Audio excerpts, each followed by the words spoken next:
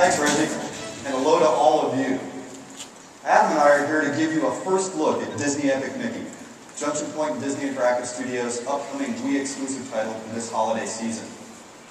The game is set in a world honoring 80 years of Disney creativity, populated by forgotten, retired, rejected characters, movie locations, and theme park attractions from Disney's past. Welcome to Wasteland. It's a world both familiar and strange. A world as varied and memorable, we hope, as the real Disney lands and stories that inspired it. The land Adam's exploring today is called Ventureland. It's what we call a quest zone, where you talk to characters, learn about quests, buy tools and supplies. Here, for example, Adam's talking to Wasteland's version of Smee, learning what Mickey has to do to continue to make progress in the game, and also about an optional quest that he can do or not do later in the game. In Ventureland, in addition to Smee, you may recognize some other characters from the film Peter Pan, but a little changed, and some theme park locations, also a little different than you may remember, including the Swiss Family Robinson Treehouse and the Tiki Room. Some of the Disney inspirations can be hard to spot, and Wasteland is really full of forgotten stuff. But identifying it all is part of the fun. One thing is for sure, though. No one will have any trouble identifying our hero, Mickey Mouse. For decades, he's been one of the biggest movie stars in the world, a television celebrity.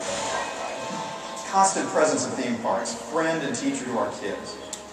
But for all the success he's achieved, it's always felt to me, at least, that he hasn't quite become the video game hero he deserves to be. If my team and I have our way, that is about to change. To take Mickey to new heights of video game success, we knew we couldn't just look back at Disney's history or Mickey's past triumphs. We had to allow Mickey to do things no other game character could do, and offer players something they've never seen before. Our key innovation lies in our core game mechanic, drawing and erasing, using Mickey's new ability to control the essence of his cartoon being, paint and paint thinner. Using paint and thinner the way Adam is here, players can erase characters, objects, walls, plants, even the ground.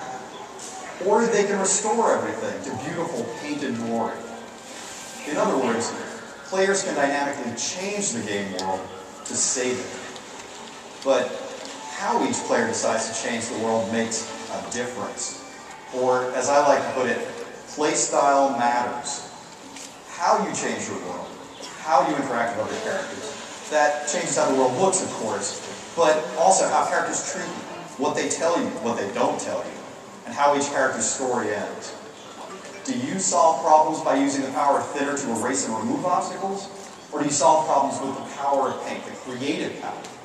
Do you use paint or cleverness to turn enemies into friends, or do you simply defeat them? Do you take time to use precious resources to solve everyone's individual problems? Or do you focus exclusively on saving Wasteland from the enemies that would destroy it? These are just a few of the options available to players, each with its own rewards and its own costs. At the end of the day, we want each player to feel like he or she has crafted a unique experience based on the choices made and the consequences of those choices. I believe the playstyle matters concept is the hallmark of modern game design. And the combination of Mickey Mouse and Nintendo means we can take that idea to a larger audience than ever before. Now that you've had a taste of the quest zone, let's check out another kind of map. You see, there are 3 location types in Disney Epic Mickey, a game that combines the best of adventure, platform, and role-playing games. There are places called action zones, where you'll engage in missions that can affect the way your story unfolds and change the lives of the characters you interact with. You'll have to visit the Disney Interactive Studios booth or the Nintendo booth to learn more about those, about Mickey's missions. There's plenty more to see than we're showing here. For now, let's watch as Adam jumps into a movie screen to enter our 3rd location type.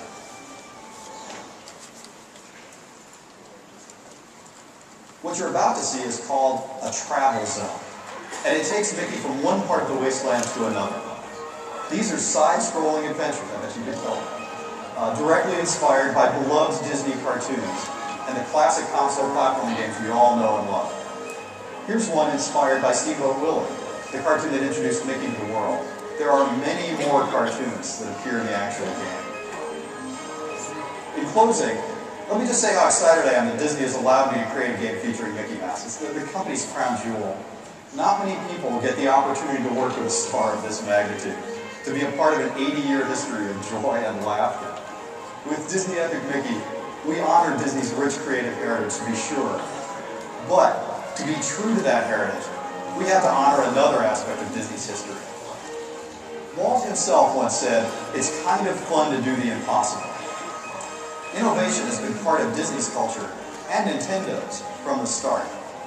To take Mickey to the top of the video game world, we have to find a balance of heritage and innovation worthy of Disney and Nintendo.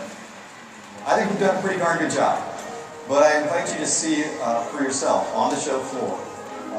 There are team members waiting there to show you more of the game.